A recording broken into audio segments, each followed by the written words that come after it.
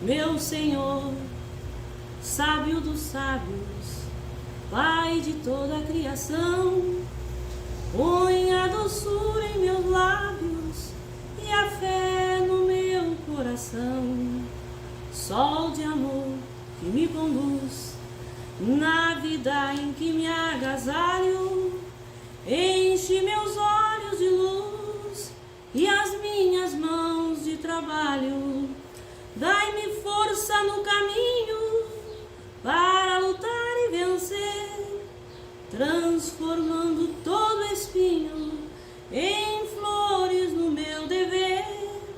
Pai, não se esqueça de mim nas bênçãos de compaixão, guarda-me em teu coração de paz e amor sem fim. Pai, não se esqueça de mim nas bênçãos de oração, guarda-me em teu coração de paz e de amor sem fim. Queridos irmãos, qual é a função da nossa vida? Onde nós vamos encontrar a paz nossa e dos nossos? Nós, como cristãos, como seguidores do Cristo, como espíritas, temos uma função que vai em direção à paz social, à formação nossa e dos nossos. É claro que nós não temos a pretensão de mudar o mundo, ao menos não o mundo dos outros, o mundo como um todo. Mas temos a função de mudar o nosso mundo, a nossa realidade. E é talvez aqui que nós devemos fazer o nosso processo. E com quem contamos? Com quem contamos para fazer valer em nós as leis da vida? Com quem nós podemos contar para construir em nossos corações e em nossa alma o reino de Deus? Como nós podemos fazer para que o reino de Deus realmente se instale em nossos corações? Para chegarmos a essa meditação, nós vamos seguir este livro, Fonte Viva, que por desses carinhos que o destino nos coloca, a nossa querida e amada e incomparável Marina Jobim, de tão doces lembranças, ao partir para a espiritualidade, deixou com a nossa irmã Maria Odila uma caixa de livros, e entre eles estava este.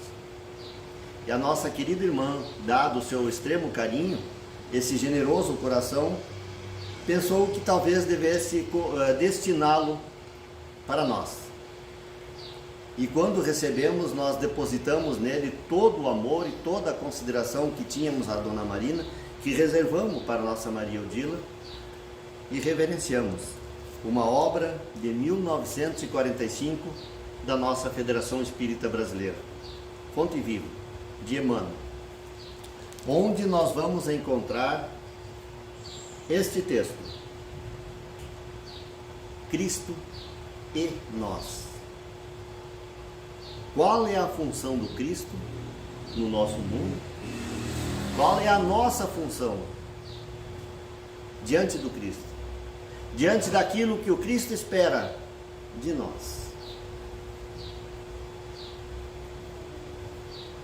E no prefácio desse texto, Emmanuel coloca esta chamada de Paulo, nos Atos dos Apóstolos, capítulo 9, no item 10, no versículo 10. E disse o Senhor em visão: Ananias. E ele respondeu: Eis-me aqui, Senhor.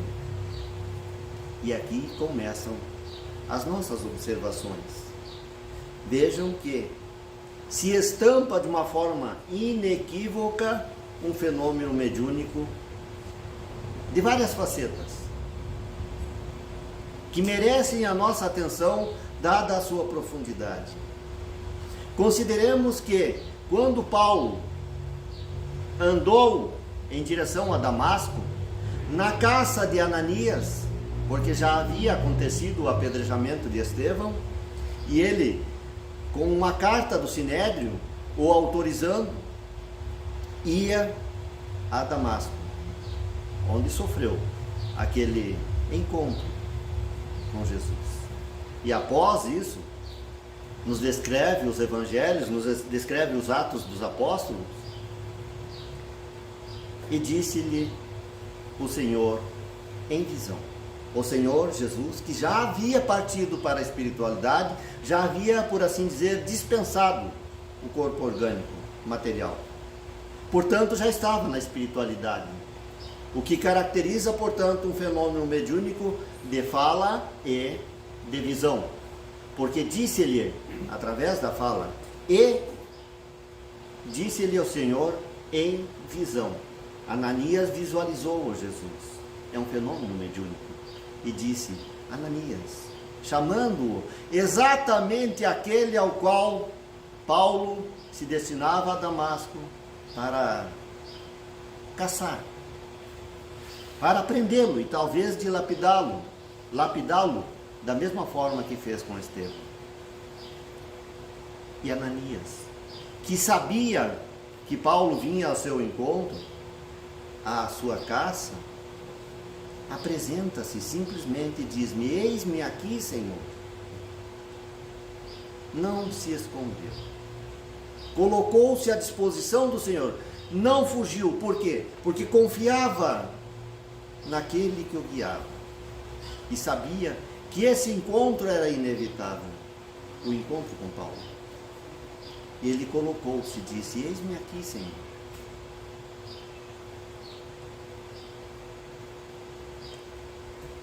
Jesus espera por nós, conta conosco. Só que nós contamos com Jesus, só que Ele também espera por nós da mesma forma. Sejamos nós, portanto, o portador da mensagem do Evangelho, do processo de transformação ao qual Ele espera que nós venhamos a fazer, ao menos em nós mesmos. Então, nós esperamos pelo Cristo, mas lembremos que igualmente Ele também espera por nós, para que nós façamos a nossa parte nesse processo como um todo. Afinal, ninguém pense que o mundo se redima sem que haja nele almas redimidas. Se o nosso mundo se transforma de um mundo de provas e expiações para um mundo de regeneração, há que as almas que o compõem se redimam, se renovem, se transformem, porque somos nós que transformamos o mundo e não o mundo que transforma a nós. Se a Terra há de se transformar em um mundo de prova, de regeneração, é porque estará na sua presença, vivendo nesse mundo, almas regeneradas, redimidas. Nós é que faremos desse plano um plano de regeneração. Então, ninguém pense que haverá um mundo redimido sem que nós não nos regeneramos, porque somos nós que estamos compondo o mundo ao qual nós nos referimos. O Mestre, para estender a sublimidade do seu programa salvador, pede braços humanos que realizem e intensifiquem.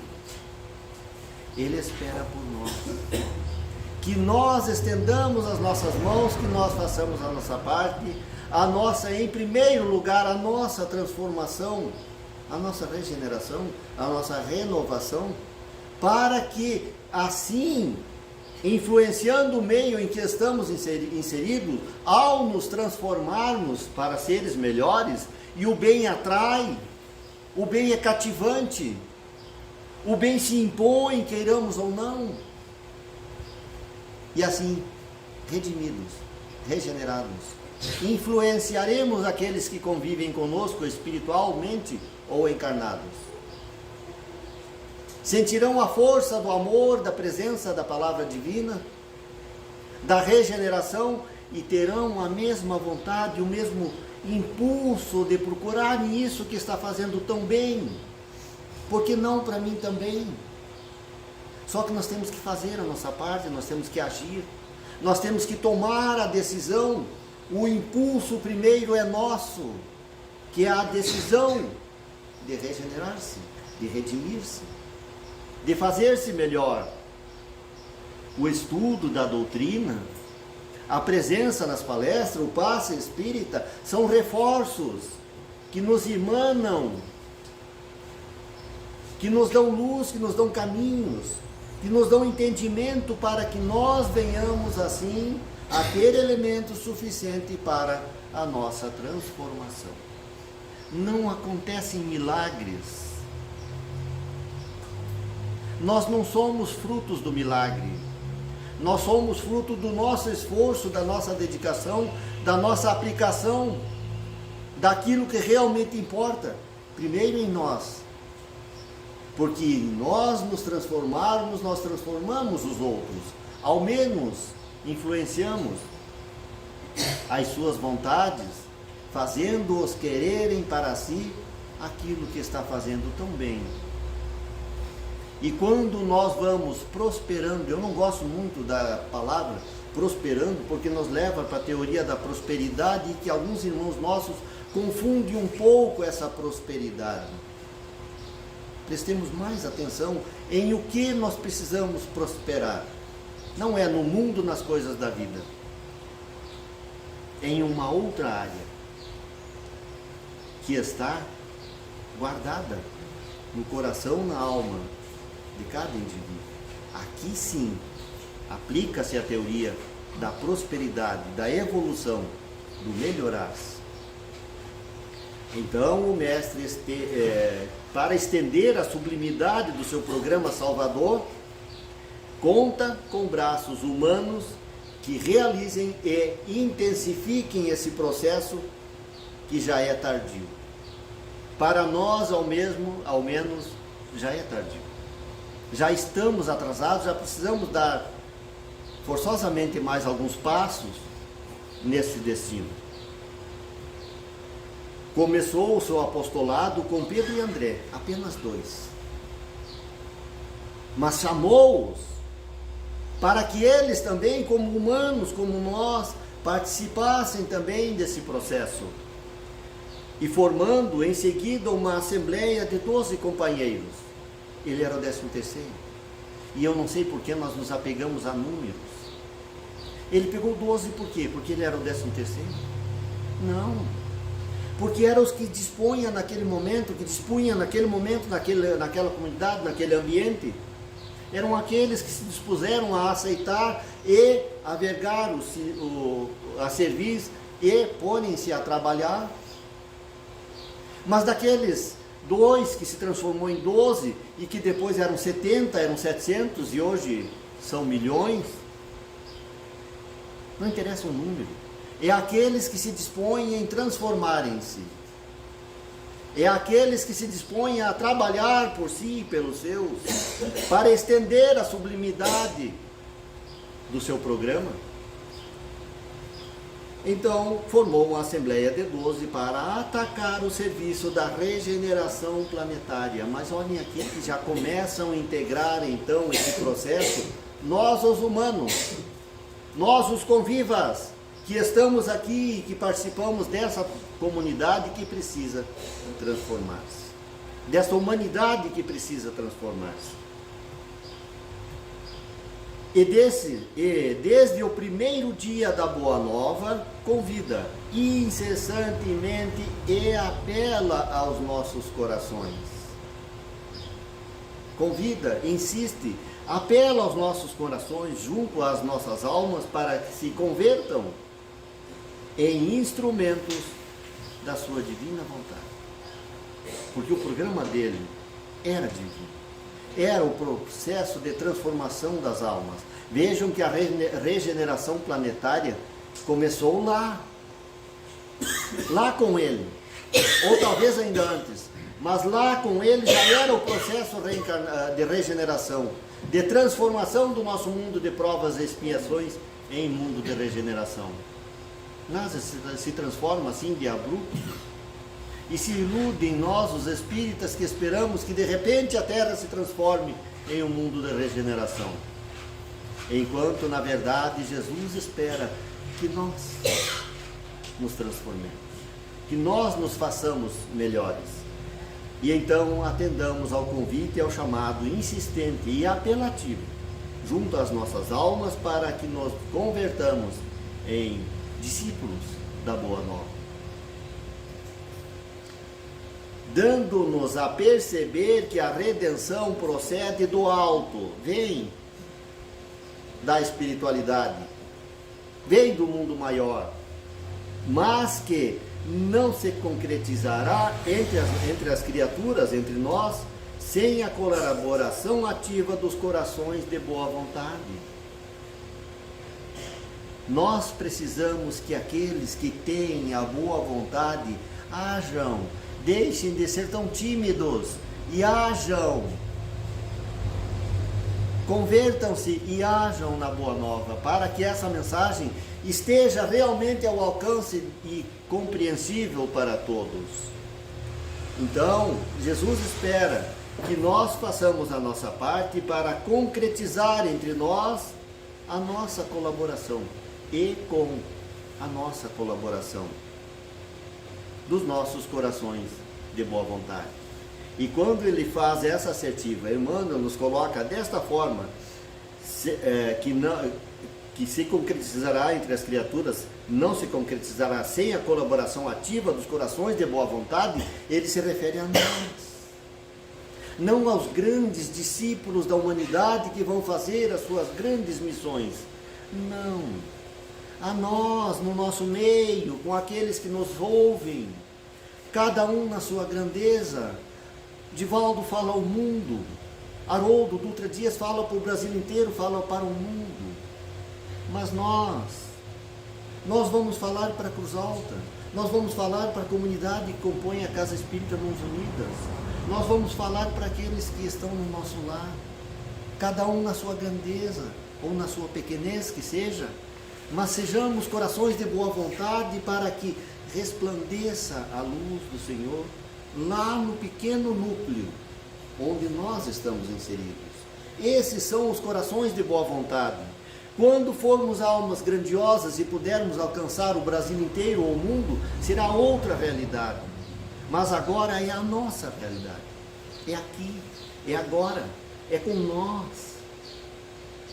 Sejamos nós os corações de boa vontade que vamos influenciar para o bem ao menos dentro do nosso lar, aquelas pessoas mais próximas, aqueles espíritos mais próximos de nós. Não vamos sonhar com grandes missões, que esse ao futuro pertence, ou aquelas outras almas de grandiosidade maior. Vamos olhar para o nosso núcleo, para o nosso espaço.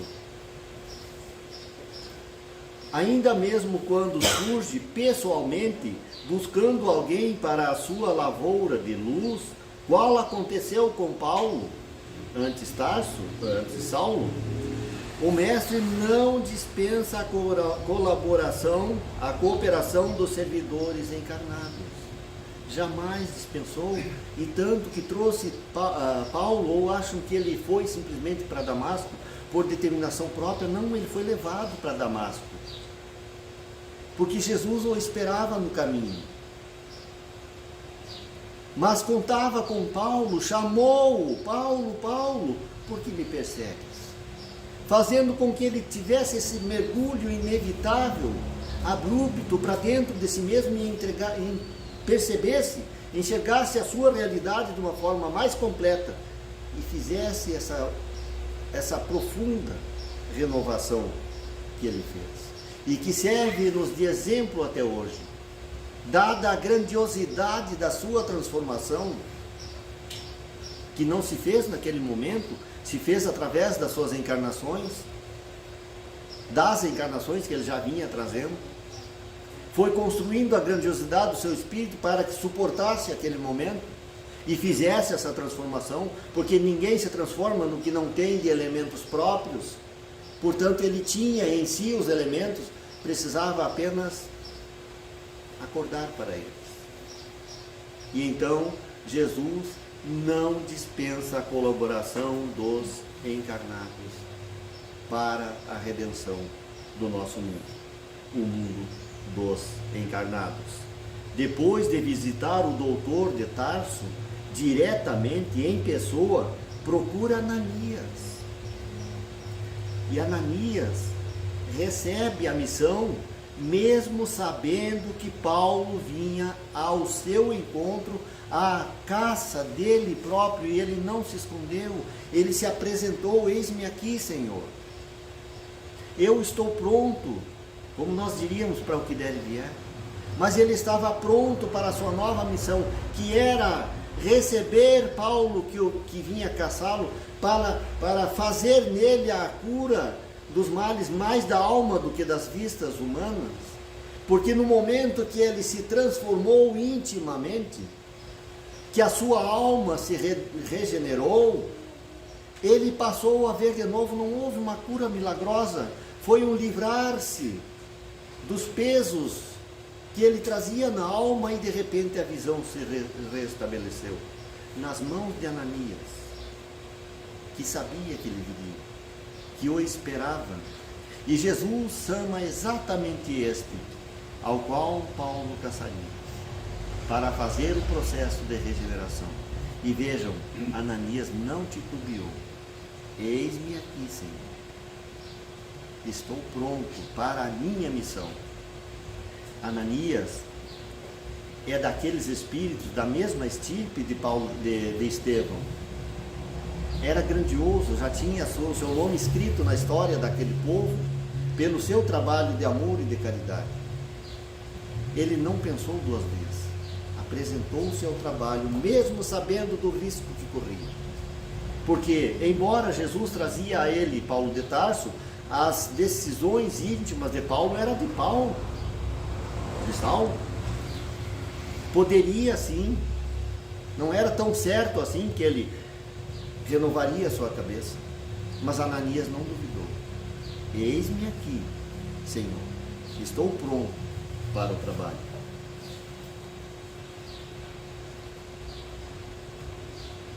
Por que razão Jesus se preocupou em acompanhar o recém-convertido, assistindo-o em pessoa? Porque essa era a missão de Paulo. Paulo estava programado para fazer este trabalho. Já havia aceitado essa tarefa, e Jesus sabia do poder e da potencialidade guardada no coração de Saulo. Portanto, ele podia confiar nesse filho. Sabia que podia contar com ele, por isso o assistiu de ponta a ponta. E no momento certo chamou: Paulo, Paulo, o que você está fazendo? Contigo mesmo. Não comigo, mas é contigo mesmo que está a fazer. Mas o que é mais interessante é que Paulo entendeu e atendeu ao seu chamado. E por que razão? Jesus preocupou-se, portanto, em trazê-lo até Damasco, até Ananias.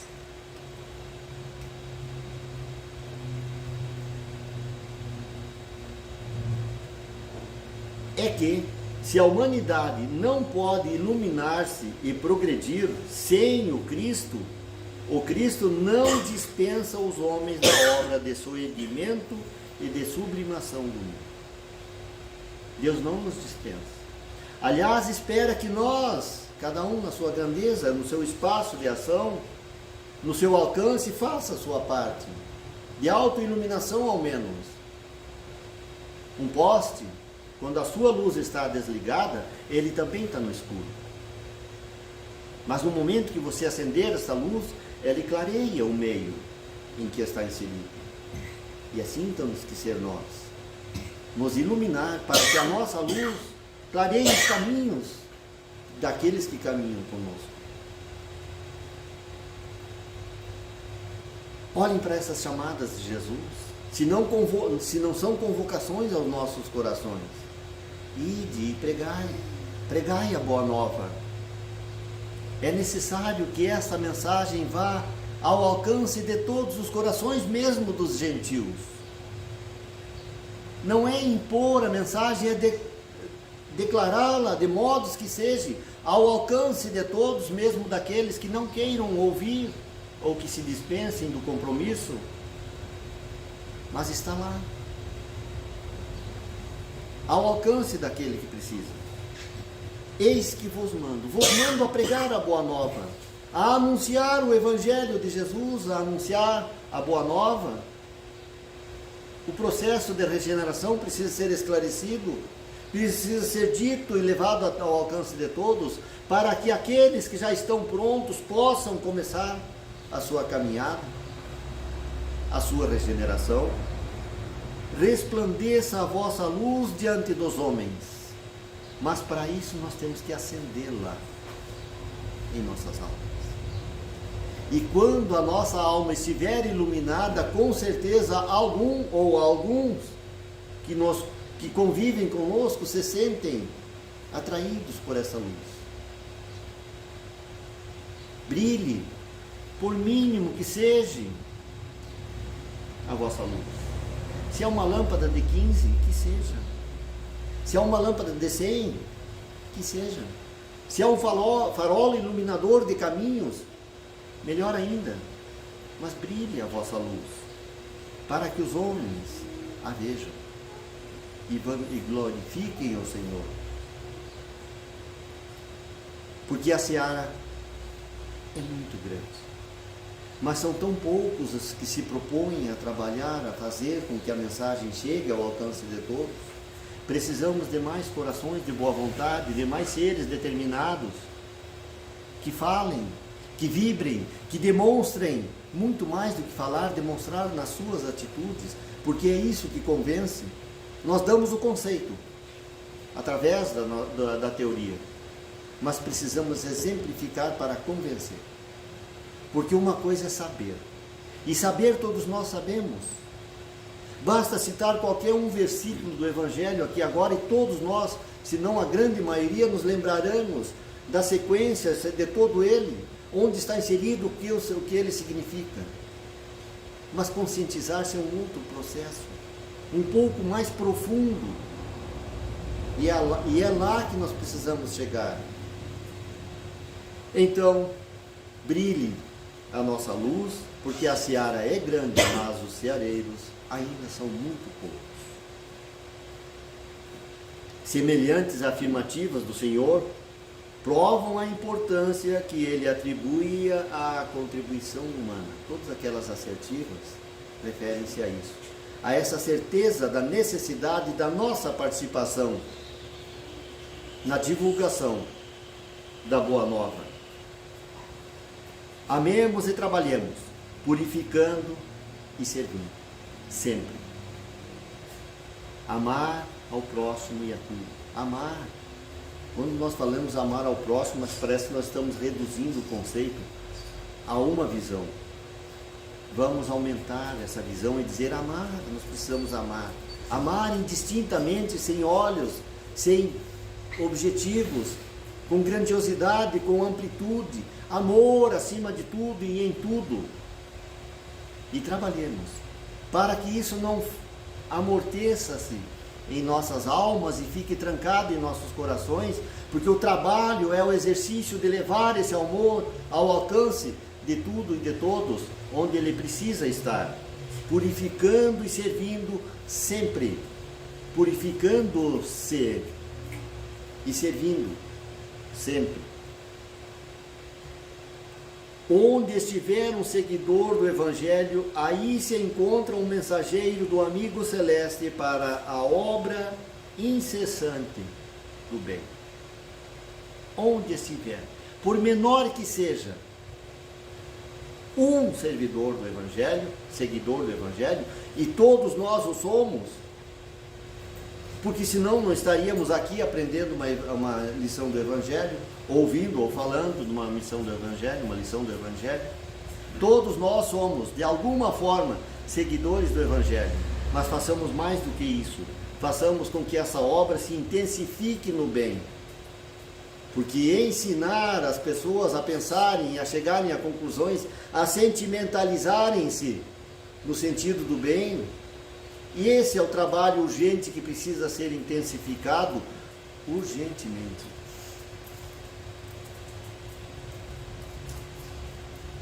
Porque cristianismo significa o Cristo em nós. Mas o Cristo vivo, pulsante, atuante. E o Cristo em nós é a mensagem do Evangelho sendo vivida e exemplificada em todos os instantes, mesmo naqueles mais pobres da nossa alma. Ali também tem que estar presente de alguma forma a vivência do Evangelho. Porque nós vamos ter momentos difíceis, complicados, tristes, que nós mesmos provocamos, mas ali tem que estar presente também a lição do Evangelho para que seja a força necessária que nós precisamos para nos recompor, nos reagirmos sobre nós.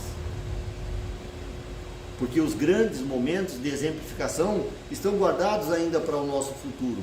E eles virão. E lá também vai ter que estar presente de uma forma inequívoca a exemplificação, a vivência da mensagem que o Evangelho significa aos nossos corações. Se nós quisermos um mundo regenerado, redimido, façamos a nossa parte, que começa em nós mesmos. Porque em nos transformamos, nós transformamos o meio em que estamos inseridos. Se nós contamos com Jesus, Jesus conta conosco também, para que nós façamos a nossa parte. E para não deixar de fazer o convite, esta é a capa do nosso canal no YouTube, onde já temos algumas palestras colocadas, algumas falas de alguns irmãos nossos, como esta primeira, por exemplo. O ano novo de novo, da nossa Mara Facim. A outra ali, ó, Então é Natal, da nossa Isabel Monchal, e assim nós temos outras falas, muito interessantes, muito boas, colocadas lá. Vamos nos inscrever e vamos indicar, curtir, compartilhar, fazer valorizar esse canal de pregação da Boa Nova aos corações. Que Jesus nos ilumina e nós tenhamos a coragem de fazer a nossa transformação. Para isso nos unamos em prece.